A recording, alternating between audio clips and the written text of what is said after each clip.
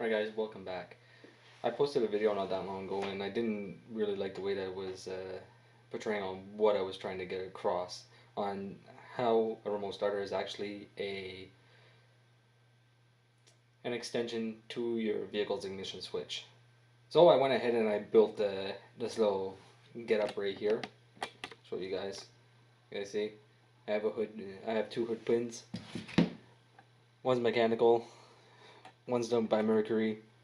I put a Untitled link module in there just to simulate exactly what happens when the remote starter goes. I went and I put down an ignition switch. I put a little starter motor, well, a little motor, as you guys can see right here. And this is just basically to show you guys what happens when you guys do turn the ignition switch onto the starter. I put a little DLC connector. That I'll get to later. I put a parking lights positive, remote starter module, the wiring, antenna, and of course the ever forgotten warning label. This is probably the most forgotten thing that the installers forget to install when they do these cars. So let's get started with what I wanted to get across last time, and hopefully this video informs more people than the last one, because my last video, be honest, I really did, it sucked. So let's go ahead and get this started. So basically, to understand the way a remote starter works, you gotta understand the way an ignition switch works. So that's what I'm actually going to show you guys with this little demonstration as best as I can, and hopefully it clarifies some questions for some people. So here we have our ignition switch. Ooh. So when you take your key and you stick it into your ignition switch, what ends up happening is that first you'll go to your accessory phase. Like on modern cars, you'll go to your accessory phase, I should say. And this is an older style switch that I just picked up at Canadian Tire for like 25 bucks, but the principles behind the way it works is the exact same. So you'll on modern cars, you'll actually go to the accessory first, and then after the accessory you'll end up going up to the ignition. Now when the ignition goes and turns on, you're going to see that I have two light bulbs here to simulate my ignition and my accessory. Okay, and I also have one to ignition simulate my start. So my accessory and my ignition are right here. So when I turn on into the ignition, my ignition bulb lights up, which means that there's power going to my ignition, and my accessory bulb lights up, which means that there's power going to my accessories, which is like radio, blower motor, and stuff of that nature. Now when you come over to the start, what ends up happening is that the accessory light will actually go out. That means that the power is actually cut to your blower motor and your radio and all that. And when you turn it to the start, you send power up to your start, as you can see. It's kind of hard with this guy right here, but okay. So, and that's how a basic ignition system works. So it goes from accessory, which then gets powered up first, and then it'll go to ignition, which your accessory and your ignition gets powered up, and then when you turn your switch to the start position, your accessory turns off, your ignition stays on, and your start turns on. Like that. And that's basically the way an ignition system works. There's more technical data that happens in between there, but for basic remote start sequence, that's all that you need to know, is that when you guys take your remote starter remote, which is this guy right here, and you guys push the remote starter button that's down here, that your accessory, your start, and your ignition all get powered up. And they're going to get powered up in this sequence, and it doesn't matter what vehicle you go on, they all have this basic principle that this is a sequence that has to be done in order to start the vehicle. You need these three to have power. If you don't have power on those three, 99% of the time, your vehicle is not going to start, because there are some models where vehicles where you don't have to install the accessory in the start, but you do need the ignition, and other ones you don't need to put the start, and other ones that doesn't need the accessory. So it really depends on the install.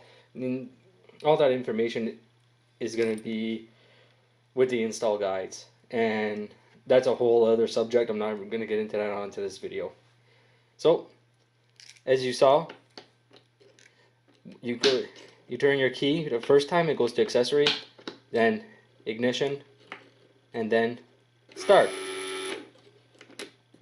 Okay? So now, what else is needed?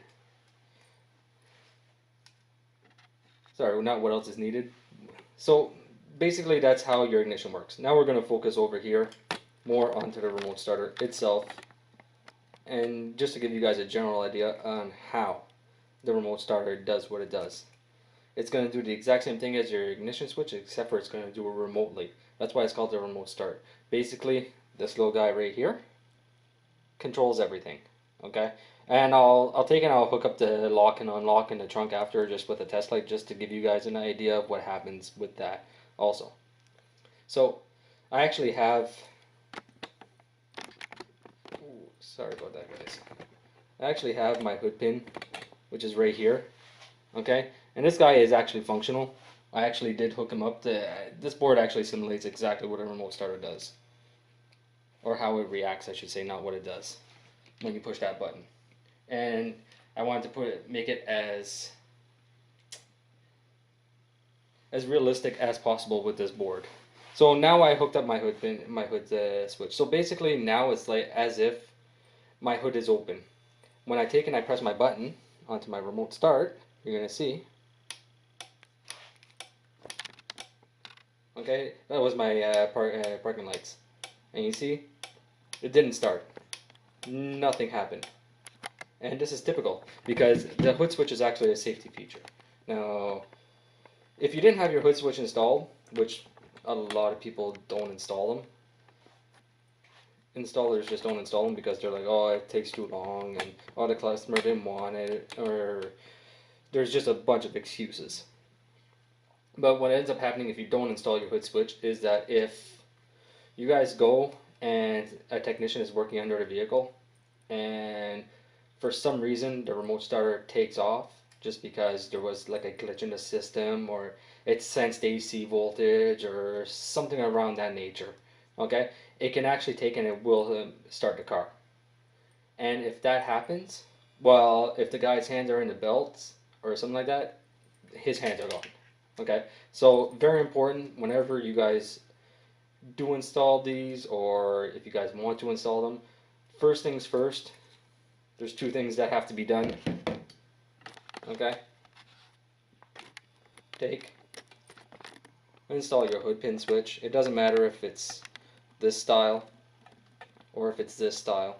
I prefer this style, which is just basically a little push button switch, over this style, because if with this one, if you're onto a steep incline, and your vehicle is parked there, you can actually like cut out the remote starter and it won't work, and you think that there's an issue when really there is no issue. It's just because your vehicle is on too much of an incline.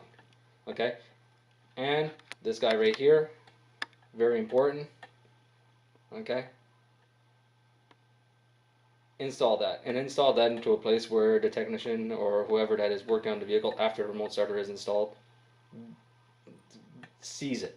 Okay, you can put it onto the door frame, or you can put it inside the engine compartment, but just make sure it's very visible. Okay, so now that that's out of the way, we're going to go through the remote starter.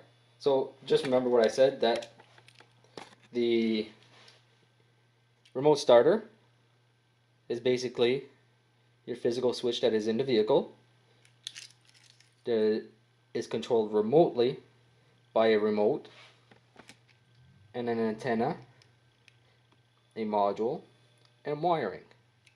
Now, in order to get this guy to work properly, your module, you need two basic things. Well, we'll say you need four basic things. Okay, you need your antenna, which is right here. you need your power, main power feed, you need your ground, and then you need your hood pin switch. Okay? Now, after all that's hooked up, when you push this button, these are going to react. Your ignition is going to react, your start is going to react, and your accessory is going to react.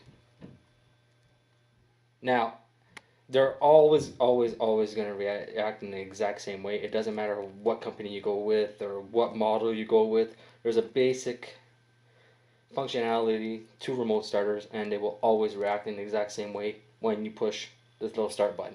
If you don't need these wires, of course they're not going to react, but if you need to put them on, they're always going to react in the exact same way. So basically, when you push your start button, you're going to see parking light confirmation that the signal has reached the remote starter. Remote starter is going to, oh sorry about that, I forgot to unhook my hood pin switch. We'll unhook this and then we'll redo it. So, start again. We'll take and we'll press. You're going to see. And then that goes through its phase. And it reacts the exact same way as your ignition switch. Okay?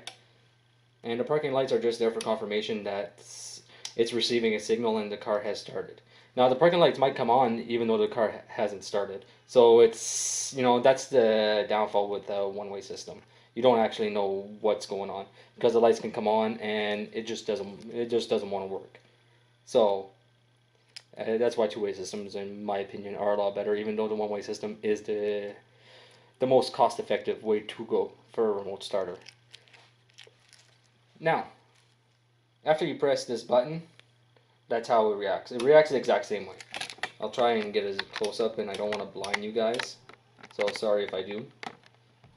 Okay, I'll cover this guy up right here just so you guys don't get blinded too much, but that you guys can see it. So you push your button. You're gonna see ignition and accessory light up, start, and then back to accessory, and your vehicle is now started. Technically, if everything works the way it's supposed to. Let's turn all that back off. And that's basically it. I just really wanted to give you guys a better visual. I did all this in about 6 hours, so it's not too bad. But that's with run to the store, finding the parts and ignition switch and everything. So it's really not too bad. So just before I leave you guys go, I'm gonna show you what happens when you guys push your lock button and your unlock button and your trunk button. Basically, the lock, unlock, and trunk will all work the exact same way, depending on if they're, well, not depending, if they're hooked up with a ground switching or if they're hooked up with positive switching. Then, like I said, all this is going to end up being found into your install guides. So the install guides are going to be onto a separate video. I'm not going to go through that right now because I just wanted to give a brief description on how the ignition switch works in conjunction with the remote starter. And this little setup, I'll be able to show you guys how to hook up a bypass module, which is right here. And I'll also show you guys what happens before these wires get power, because there is one other thing that happens. Well, actually, I'll show you guys that right now. So I'll turn it to the side a little bit. Okay. And I'll zoom in. So just so you guys can see. I'm going to try zoom in and catch everything at the same time. Makes it a little bit better. Okay. I'll show you guys that first. So now when you guys push this little button, 99% of cars today actually need a bypass module to duplicate the key. Now, the way it duplicates the key will depend from vehicle to vehicle. If you go on a Kia, it's actually going to copy the algorithm that's the key sends out, because it's actually a on-off signal, a duty cycle signal that the key sends out when you put the key in and turn it to the on position. So then that signal would then be duplicated into this, which then you can remove your key from the car and actually start your car. So what ends up happening when you push this guy, the first thing that's going to happen is that this guy's going to wake up the key, and it's going to turn on and simulate that the key is in the ignition. That's going to be done. Okay, you guys see the little green light? That's basically what ends up happening. And then as long as this little light is lighting, that means that it's duplicating your key. And as long as it's duplicating your key, it'll actually send power and go through your ignition cycle and send power down to your start wire, which then will in turn send power down to your starter. All this is functional. I really like, my girlfriend said I went all out on this board, so just to show you guys. Okay, and that's it. So hopefully the information in this video was a little bit better than the last video. Like I said, I haven't been doing videos on YouTube for very long, maybe about like 3 weeks total, and this is my third one. So, and I just didn't really like the quality of the one that I did before this one, so you guys got this video out of it. So hopefully you guys enjoyed it, and have yourself a good night.